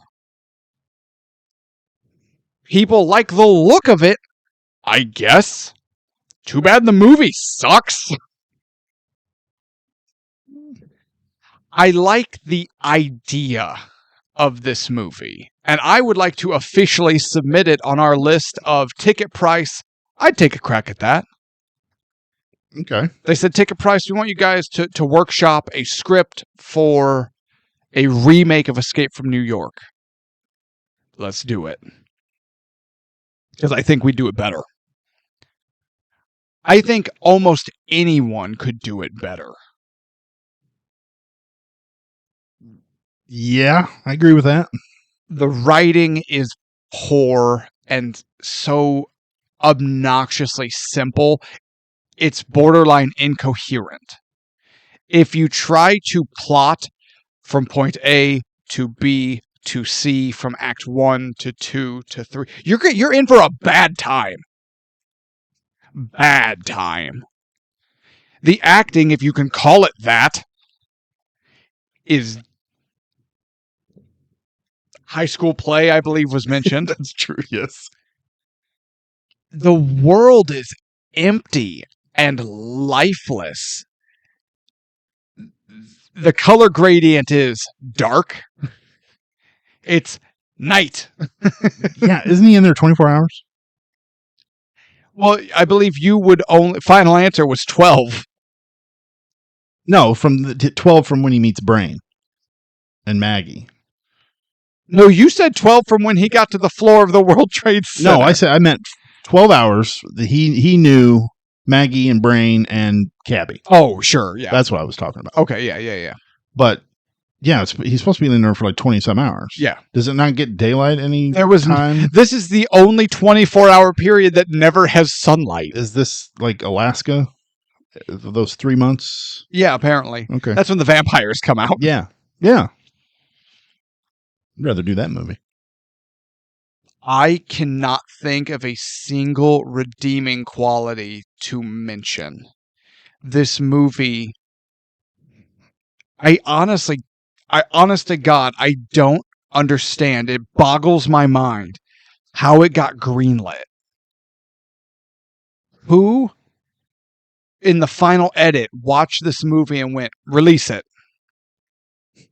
They should have just canceled it and got the tax credit. This movie is awful. Its writing is awful. Its directing is awful. Its acting is awful. Its look is awful. It's awful. There's nothing here. There's nothing here.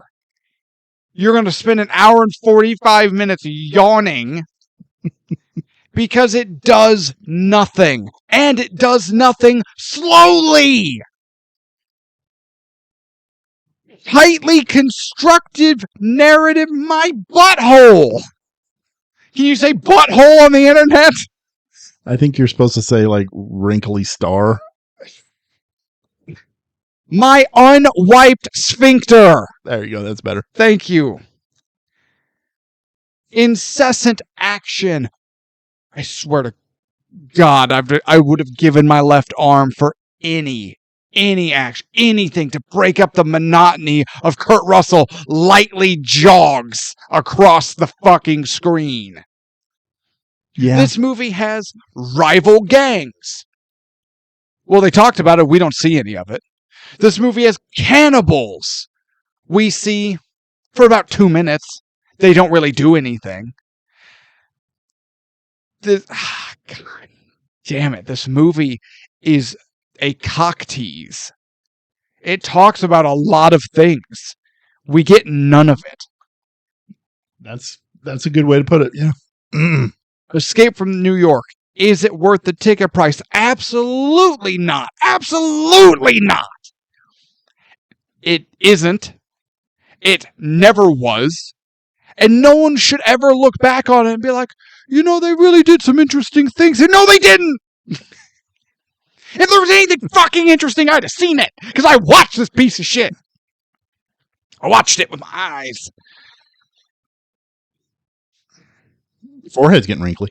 Thank you. You're welcome. This movie is aging my forehead. And that is a crime worse than robbing a bank in 1997.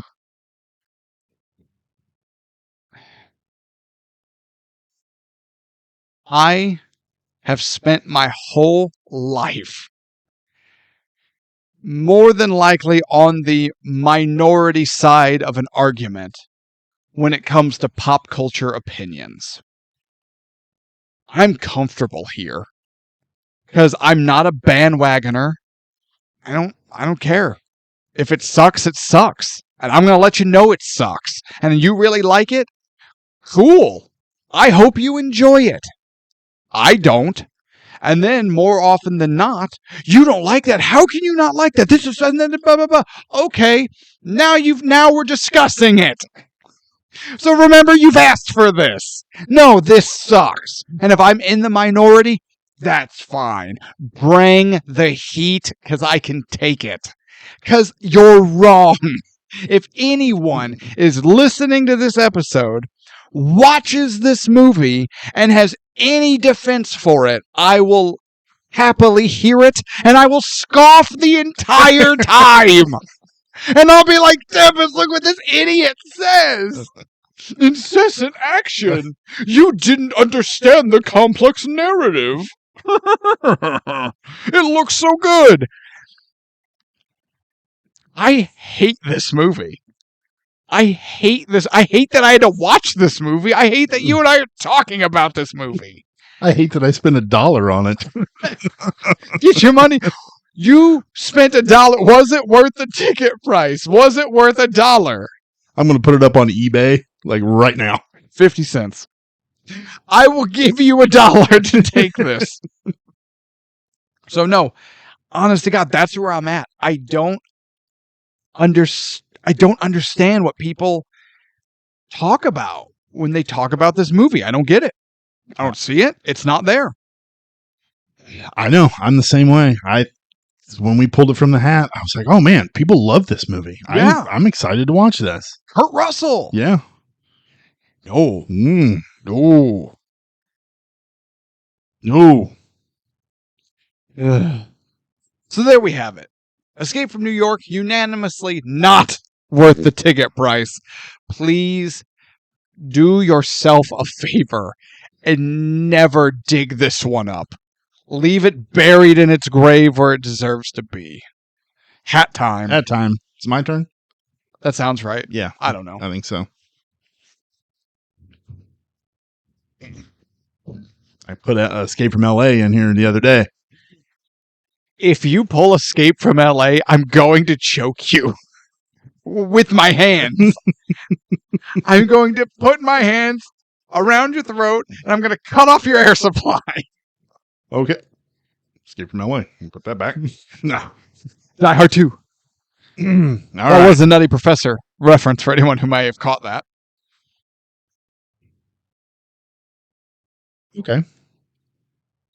Chris Pine. Dungeons and Dragons. No. Oh. Jeff Bridges. Oh, they did a Western. Although it's a Western, but it's like modern. Damn it. Ben Foster. Ah, damn it. I can picture it. What's the title? Hell or High Water. Hell or High Water. Damn it. It's written by I knew that one too. It's written by Taylor Sheridan. I hate that. Why do I know that name? Yellowstone. Basically every single TV show that's out right now. Is he the one that writes himself in as a character, but he always plays like the big badass side character that's always dripping with women? I don't know. I Okay. tend to avoid his stuff. Sure. I'm not a Mostly because his stuff has Kevin huge Costner. fan. But I don't know. There's just something about that guy. He was in, I think, the first season of Sons of Anarchy. Never He watched played a it. sheriff, Sure. but it's a good show, except season 2. But and How many seasons were there? I think there's like 8. Oh, okay. So But- just skip season 2. Skip season 2. Sure. It's awful. And then the very last episode of the last season, it gets very religion-y Okay. and very on the nose. It's awful. It gets blatantly It's religious-y. awful. Sure.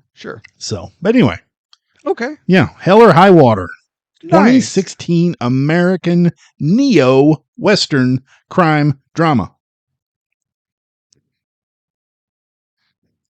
What the hell is a neo-Western? And why do I picture a lot of neon lights and cyberpunk? That would be terrible. That's when I hear neo-Western, I'm thinking something set in a cyberpunk future. I don't know. We'll have to wait and see. Okay. I picture like an Aeon Flux, kind of just like, ooh, it's flying cars and like everything's dirty, but it's neon lights and futuristic and yeah. Flying horse-drawn buggies. Would they be horse-drawn if they're flying? Well, it'd be hovering. The poor horse is just being drug across the...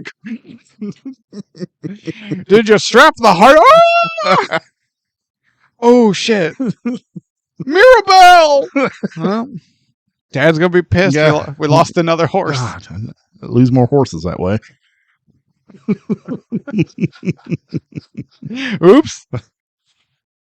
All right. Hell is a neo-Western? I don't know. Okay. We'll have to watch it and find out. Unless the movie's like, did you hear about this new category called neo-Westerns? It's probably something Taylor Sheridan invented. He's quite the visionary. Yes, he is.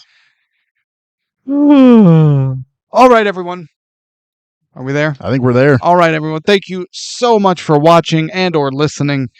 I'm Jake. That's Tevis. We are Ticket Price. This has been 1981's Escape from New York. Not worth the ticket price. Never has. Never will be. Tune in next week as we check out Hell or High Water. Let us know if you got bingo in the comments. Send all your hate to us in the comments. We can take it, and we may respond. And it will be snarky. Oh, yeah, absolutely. What he said. Snarky. You better watch yourself or I might get sarcastic. Oh. And make sure that you're following the show. You've got the bell turned on for notifications and share it around to all of your Escape from New York loving friends. We've got lots of content coming out, whether it be the regular episodes or more bonus content in the works. So you want to stay tuned for that. If you're a podcast listener and you haven't hit us up on the YouTube, check it out. We do have YouTube exclusive content out now and more on the way. So make sure you don't miss any of that. And I think that's about it. That's it. So most important thing, as always, please, please, please remember to be good to yourselves, be good to each other, and good night. And be bad to Escape from New York. It might be worse than Escape from LA. One way to find out.